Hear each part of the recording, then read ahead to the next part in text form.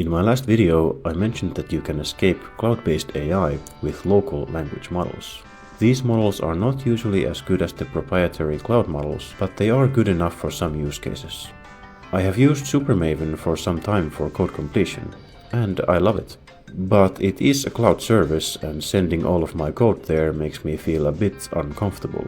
So I tried replacing it with a local model. My goal was simplistic code completion, one line at a time. I was not confident that a small local model could autocomplete large segments of code, like entire functions. I usually don't want to use autocompletion that way anyway.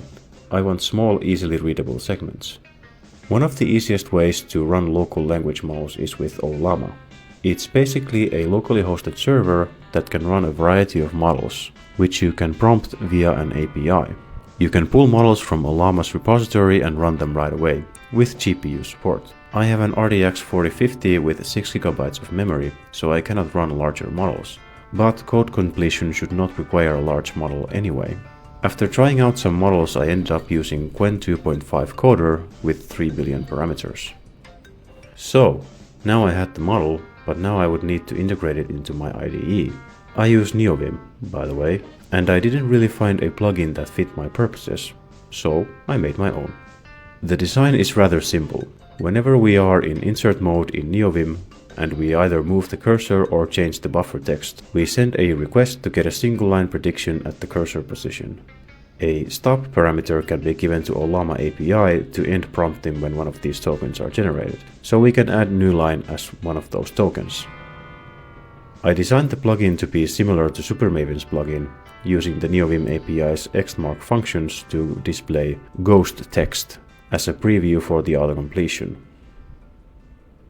I'm not a fan of Lua, so I didn't want to code the whole thing with it. Instead, I spawn a separate process and then communicate with it with standard input and output. Then I can code the rest of the logic with Rust. Autocompletion works with what's called fill in the middle or FIM prompting. As you probably know, language models are next token predictors. They take a sequence of tokens as input and they produce the next token in that sequence. Chat-based AI tools prompt the models like it is a dialogue between the user and the model, usually called assistant. In code completion, the prompt is split into prefix, suffix, and middle segments. Prefix contains code that comes before the code that is being predicted, and suffix is the code that comes after it. This is what allows code completion to predict based on the whole file, rather than just what's before the cursor.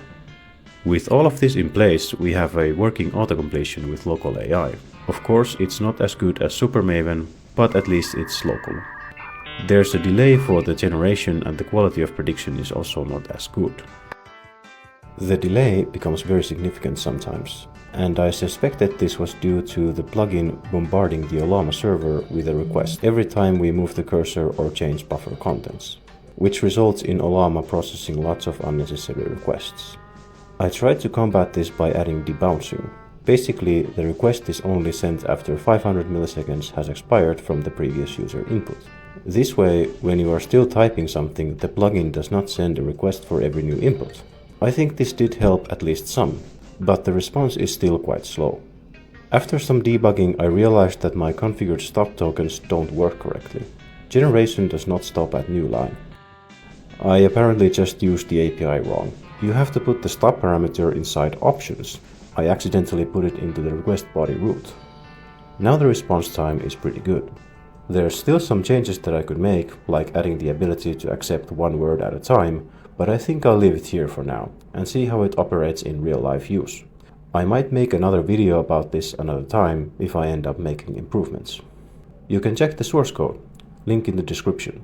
I've made a GitHub profile and uploaded some of the other projects in this channel as well. Thanks for watching. Bye.